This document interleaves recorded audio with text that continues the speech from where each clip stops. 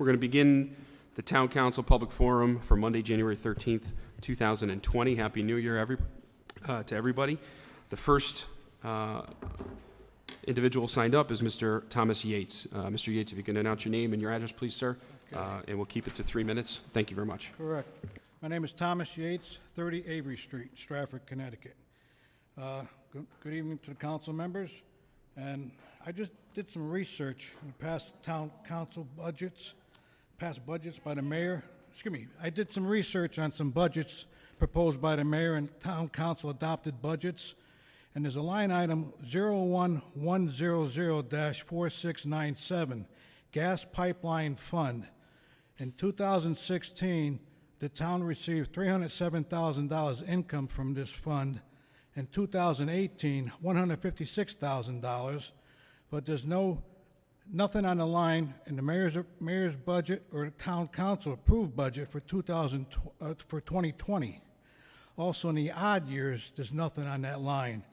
I researched it back to 2012, and it's zero on every year for those previous years. Now, this pipeline goes from Stratford Shelton Town line to Burbridge Avenue in Bridgeport and Silver Lane. It terminates there in Stratford, but it goes right down to the powerhouses in Bridgeport. And there's no customers off that line that live in Stratford. It's just a dedicated line, goes down to the new powerhouses in Bridgeport. And what else? In 2018, that line was capable of pumping 600 pounds pressure. And in second half of 2018, Iroquois Pipeline, which owns that line, not Southern Connecticut Gas, modified that plant. The pumping station, compressor station, is at 7,700 Main Street, just below Sikorsky. They modified that facility. Now they're able to pump 900 pounds pressure of gas through that line because the other plant in Bridgeport came online July of last year. So I want to know why the odd years there's no money and there should be money in there for the town should be getting money. Because if you're a homeowner, you pay taxes every year, and property owners should pay taxes every year too. So that's one thing. Now another thing I have issue with on East Main Street by Walmart, the bus shelter. A couple nights ago, well, maybe a week ago, it was raining real hard, and people could not use it. There was a mother with 3 or 4 children. She was actually standing behind the bus shelter to protect her from the rain. The rain was coming down on an angle. Up by Webster Bank, they have the same kind of shelter, but they have a partition in front of it where it's enclosed on all 4 sides. The one on East Main Street, there's no partition in front, so you're not protected from the weather or the elements.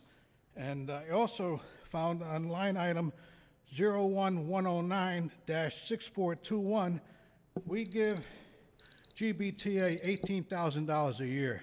I want to know what's that for and what we're getting out of that. Thank you. Thank you, Mr. Yates. By all means. By all means. Okay. Thank you, sir. Thank you. Next on our list is Marie De Janeiro. Hi, Ms. De Janeiro. If you could just state your name and your address. Thank you. Hi. My name is Marie De Janeiro, and I live at 696 Birdseye Street. Good evening, ladies and gentlemen, council members. To give you a little of my background, I was born and raised in New York City, not that you could tell by my accent, and lived there until I moved here in 2013. And I've been in Stratford's 3rd District ever since that time. Tonight I want to discuss something that's a matter of controversy in our town. Tonight I speak to you about community cats. Now, community cats could be owned, stray, or feral. They wander the streets and backyards, scrounging for food, howling in springtime, and if you look, they're everywhere. Stratford has no effective management program for community cats. Currently, there's an attitude of indifference pervading both animal control and the health department. Just stop feeding them and they'll go away. Is as antiquated as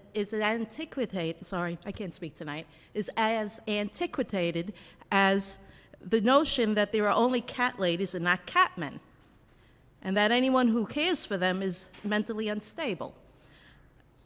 Just to let you know, I am a CPA, so I'm not mentally unstable. I think I'm pretty stable.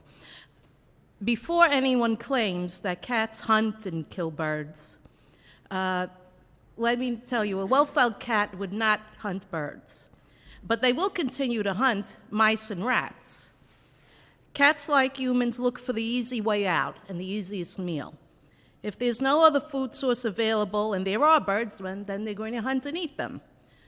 But contrast that to someone offering a can of food or kibble in a dish, and the cat will go for the dish of food every time. An intact cat will continue to fight for territory, mark their territory, and reproduce. A neutered cat will not reproduce, get into fights, or mark their territory.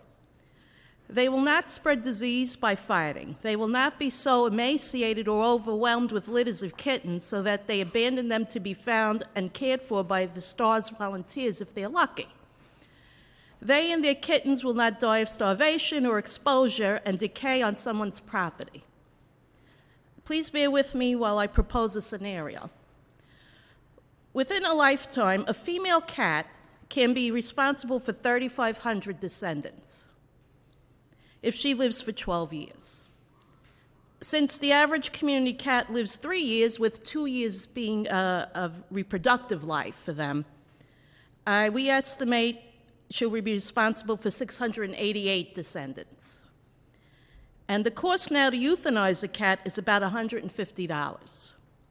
I looked it up for a person. I'm not sure what the town pays. This is just what I was able to find. If only a tenth or 69 of those cats are euthanized by the town, it would cost $10,350. That does not include the wages of the involved animal control officers, the transport vehicles, et cetera, just for the descendants of one cat. Presently, the cost to neuter and vaccinate one community cat is $55 at Nutmeg. I'm not saying the town should pay to neuter all the cats, but as the movement continues and grows and the town begins to save money, some of those funds can be directed to neutering intact cats. Over the past 3 months, many people I spoke with about TNR, and that is trap, neuter, and return, where the cats are trapped, brought to, let's say, Nutmeg, neutered, and then returned and cared for by a caretaker so that the community and colony stays stable. Mr. Chair, if you could wrap up. We're just trying to keep, it's okay. Well, there is Thank a lot you. of positive look, and I ask that you look into this and give this some serious thought. I'm going to be emailing everyone with proposed language that could be found on Alley Cat Allies, and I would like you to look at me as a partner in this and try to come to some humane solution, because I was involved in this in New York City. But thank you. Thank you, ma'am. Appreciate it. Okay, next on the list is Ms. Linda Palermo. Ms. Palermo, just state your name and address, ma'am. Appreciate it.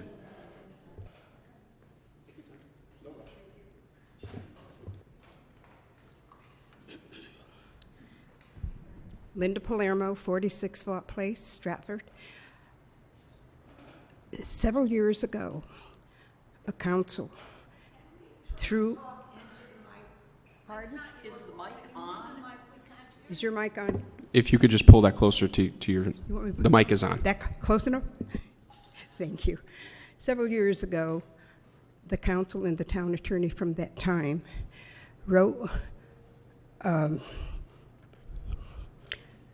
it's definitely not a policy provision so that people that have to come to the town to have cases settled would not have to go to court and go through lengthy court services.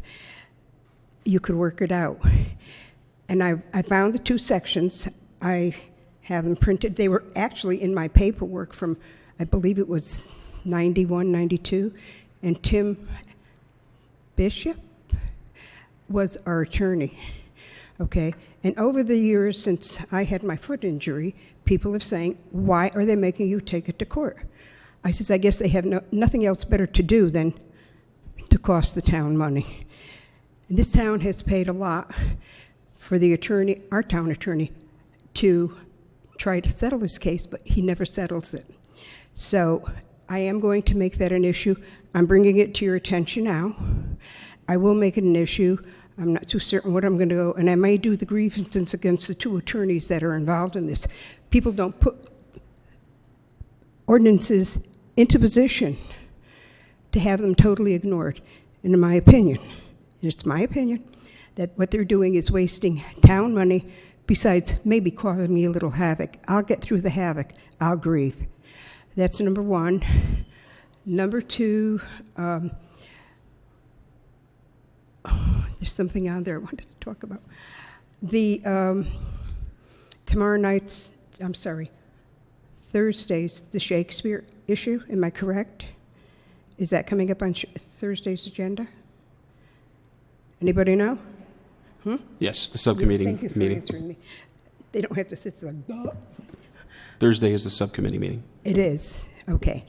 So I'm going to try to make that, because that was a valuable piece of property to we, the citizens. We worked very hard to get that in position, and I certainly hope they do something to put it back where it belongs.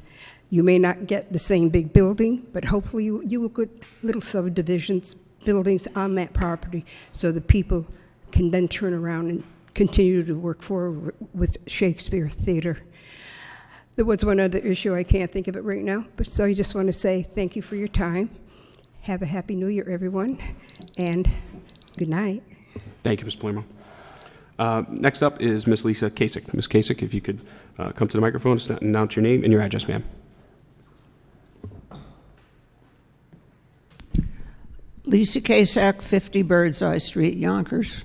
Yonkers, listen to me, I'm sorry, Stratford. Can everybody hear me? Yes. Okay. I want to mention 2 things. One of them, this would be the 3rd council that I have mentioned this 2, 4, 6 years, the 3rd time. And that is cars parked for sale on Elm Street, right opposite the entrance to Tide Harbor. I happen to live in Tide Harbor, and we use that exit and entrance, and there is, right now, there's a pickup truck parked there, white pickup truck with a for sale sign. I have mentioned this to this group, some the same, some different. This is the 3rd or 4th time. And it's a different car now, and it's public property because it's on the outside of the sidewalk. It's not on the property that belongs to the homeowner. And it looks like a used car lot. Sometimes there is more than one car there. And if it's not the council, to whom I have spoken 3 times, that is responsible for reporting that to whoever, I would like to know who it is, if it's the police or what it is, but I don't like driving out and seeing a truck or a car with a for sign sale on it with the amount of money and a phone number.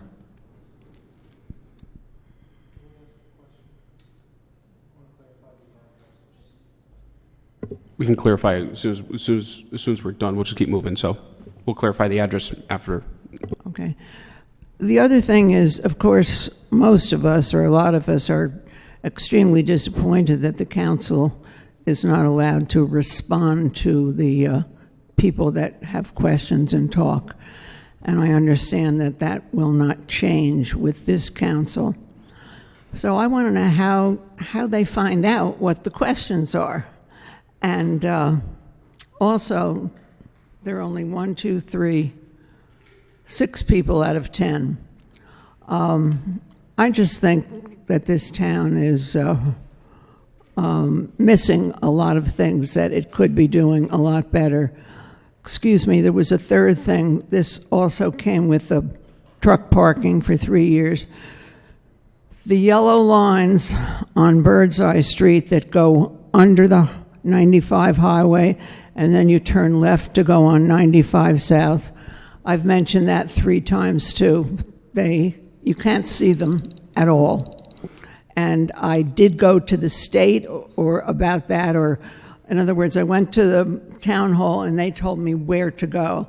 and it was an entirely different place, and I went there and she wrote it down. So that's another thing that's been going on for 3 years. Thank you. Thank you, Ms. Kasich. Ms. Antezo, Mitzi, how are you? Take your time. Take your time. We won't start until you get up there.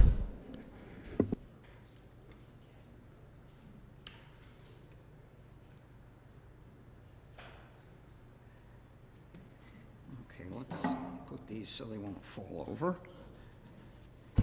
Okay, Mitzi Anta, 367 Windsor Avenue. It's funny she should mention this because the top of my list here to mention, outside of congratulating the new member, the gentleman next to you is not there.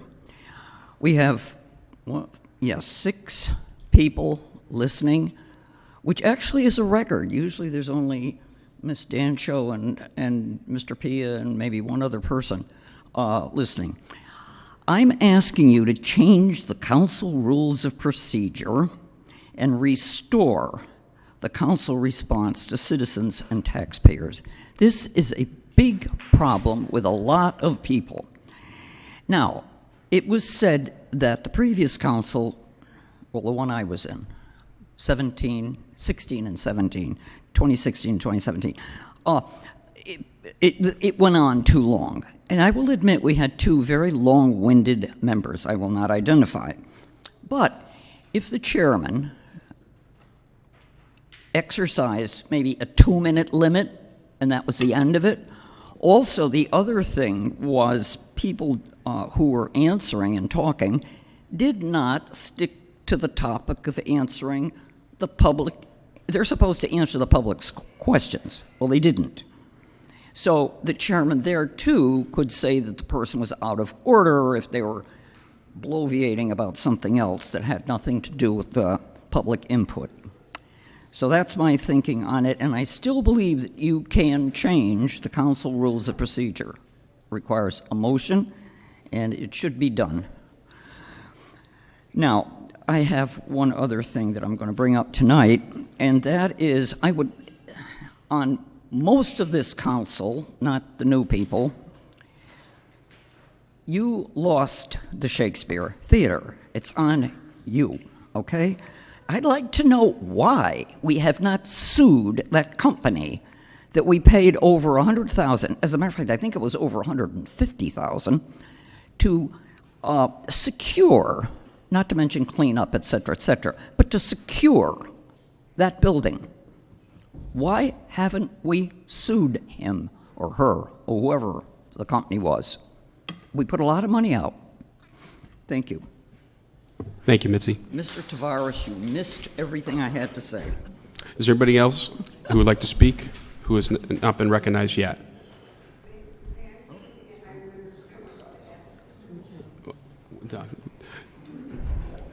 I'm going to pass. We're going to stick with the rules right now.